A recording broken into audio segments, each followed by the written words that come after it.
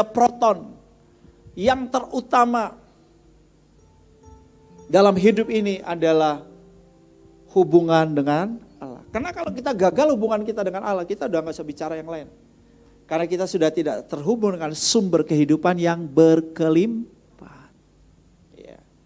Saya yakin, seyakin-yakinnya ketika Anda mulai nangkap, mengerti apa yang saya bagikan hari ini, maka Anda senang sekali berdoa. Kesukaanmu adalah apa? Berdoa. Bahkan bukan hanya berdoa, berpuasa. Saya ini lagi khotbah sama saudara, lagi kondisi berpuasa dari kemarin. Saya sudah berpuasa sudah hampir 21 hari. Nah, saudara yang dikasihi oleh Tuhan.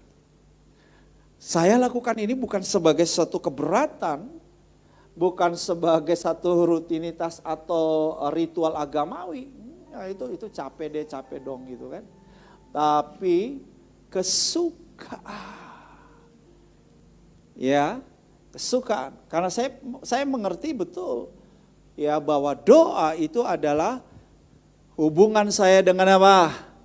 Sumber kehidupan yang berkelimpahan. Haleluya. Nah, saudara, Yesus adalah model buat kita. Yesus adalah Allah 100%, tapi juga dia manusia 100% pada waktu dia ada di bumi 2000 tahun yang lalu. Ya. Namun Yesus memiliki sebuah gaya hidup berdoa. Apakah Yesus perlu berdoa, saudara-saudara? Ya, kita bisa bilang sebetulnya tidak perlu ya. Kalau dia Allah, dia tinggal bersabda. Ya kan? Tetapi saudara, Yesus Allah yang adalah manusia, sebagai manusia, dia harus membangun hubungan dengan Allah. Oke? Dia harus membangun hubungan. Itulah sebabnya saudara dikatakan di dalam Markus 1 ayat 35, mari kita baca 2, 3. Pagi-pagi benar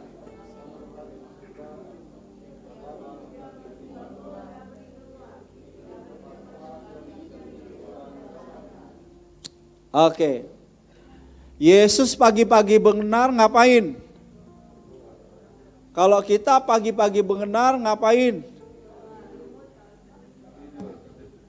Siapa yang selimutan? Masih tidur? Masih. Tadi kita bilang Yesus nggak perlu berdoa. Tapi Yesus pagi-pagi benar berdoa. Kalau Yesus tidak perlu berdoa saja berdoa, seharusnya kita gimana saudara? Kita harusnya lebih dong dari Yesus. Ya. Kalau saudara memahami doa adalah minta, saudara akan terpaksa berdoa atau malas berdoa. Tapi kalau saudara hari ini ngerti bahwa doa adalah aku membangun hubunganku dengan Allah sumber kehidupan yang berkelimpahan, maka doa adalah sebuah kesukaan. Kecuali saudara mau mati. Loh ya, maksudnya bukan mati fisik ya, mati rohaninya. Iya kan? Nggak masalah, monggo silakan. Tapi kalau saya enggak mau. Karena firman-Nya berkata, tetaplah, bukan sekali-kali baru berdoa. Oh, kalau disuruh tetaplah berdoa, maka saudara, doa itu bukan sesuatu program jikalau kalau ada waktu, kalau saya lagi pingin, kalau ada masalah. Doa itu bukan pilihan sebetulnya. Doa itu adalah sesuatu yang wajib hukumnya. Nanti ke depan saya akan lebih membuka supaya saudara itu lebih bergairah. Kesukaanmu adalah berdoa. Katakan bersama, kesukaanku adalah berdoa. Yesus sebagai anak manusia menjadikan hubungan dia dengan Bapa sebagai sebuah prioritas. Ya, sebelum dia, saudaraku, melanjutkan satu hari dengan aktivitas, dengan berbagai urusan-urusan pekerjaan pelayanannya, maka yang Yesus lakukan adalah ketemu Bapanya dulu. Berdoa. Jadi ini saudara menunjukkan bahwa Yesus memprioritaskan Tuhan di atas satu hari yang baru, tapi juga di atas semua aktivitas dalam hidupnya. Nah, kalau saudara baca ayat-ayat selanjutnya dikatakan, ketika Yesus pergi pelayanan, ada banyak orang disembuhkan, ada banyak orang dilepaskan, ada banyak orang dipulihkan, ada banyak hal karya ilahi yang Yesus bisa lakukan. Karena apa, saudara? Karena Yesus sudah berdoa. Dia sudah terhubung dengan sumber ilahi, sumber kuasa, sumber kasih. Jadi udah penuh nih kasih, udah penuh kuasa. Jadi waktu dia ketemu orang, dia tinggal ngalirin, tinggal rilis, tinggal lepas. Halo? Kalau saudaraku perbendaraanmu kosong, nggak ada sesuatu di sini, saudara ketemu orang bisa bagi apa? Nggak ada yang bisa saudara bagikan, betul nggak? Jadi kenapa Yesus selalu disertai tanda mujizat, selalu memberkati hidup orang lain? Karena dia penuh. Penuhnya dari mana? Waktu dia terkoneksi dengan sumber. Haleluya. Aku perlu Tuhan, kasih lebih lagi kuasa. Kenapa? Loh ya, kita perlu kasih dan kuasa bukan untuk diri kita, bukan. Tapi supaya saudara kita bisa berbagi, betul? Banyak orang di sekitar kita membutuhkan. Tapi kalau kita sendiri kering, apa yang bisa kita bagikan? Saya percaya hari ini ketika saudara mulai mengerti hal ini, kesukaanmu adalah berdoa. Haleluya. Martin Luther, sang proklamator Protestan, ya,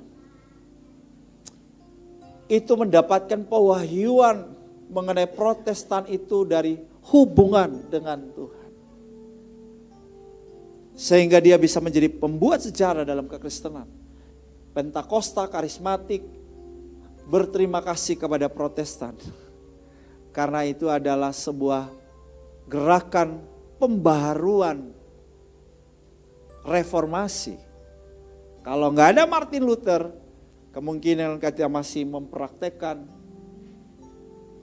kehidupan agamawi kekristenan dan bukan menjadi penyembah dalam roh dan kebenaran. Kemungkinan kalau tiap kali minta ampun dosa, ngaku dosa mesti bayar juga. Kemungkinan. Tapi karena saudara si Martin Luther, dia dapat pewahyuan. Lah firman nggak bilang begitu. Sola fide, sola gratia. Sola apa lagi? Scriptura. Karena firman, karena iman, karena anugerah. Ketika ada pekerjaan yang lebih banyak yang harus saya kerjakan.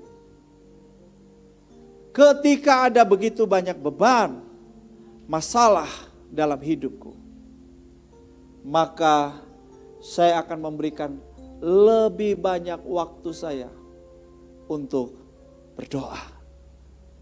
Semakin banyak waktu yang saya berikan dalam doa, semakin menyelesaikan banyak hal yang tadinya saya tidak bisa selesaikan dan kerjakan dalam waktu yang singkat. Pernyataan Martin Luther tidak mudah diterima oleh kita, betul? Logikanya begini, saudara. Kalau ada banyak pekerjaan yang harus dikerjakan, diselesaikan, maka kita perlu apa? Lebih banyak apa? Ya, kita perlu lebih banyak waktu kerja. Doa bagi banyak orang dianggap bukan pekerjaan. Doa bagi banyak orang dianggap hanya orang-orang pemalas yang suka berdoa. Tapi saya mau beritahu, Allah sangat menghargai para pendoa.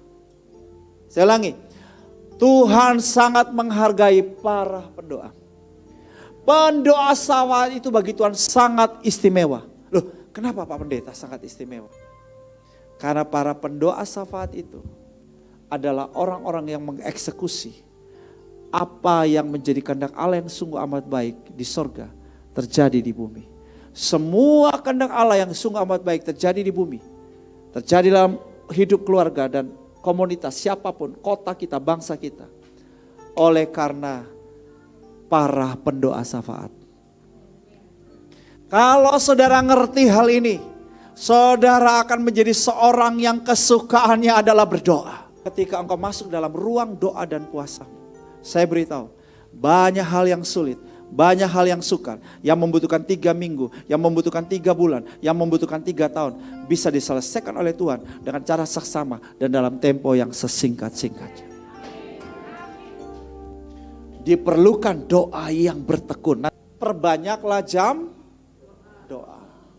Kalau saudara mau lihat, problem kok gak selesai-selesai. Oke, puji Tuhan untuk ada problem. Tapi seringkali problem gak kelar-kelar, gak selesai-selesai. Karena akumulasi doanya belum cukup.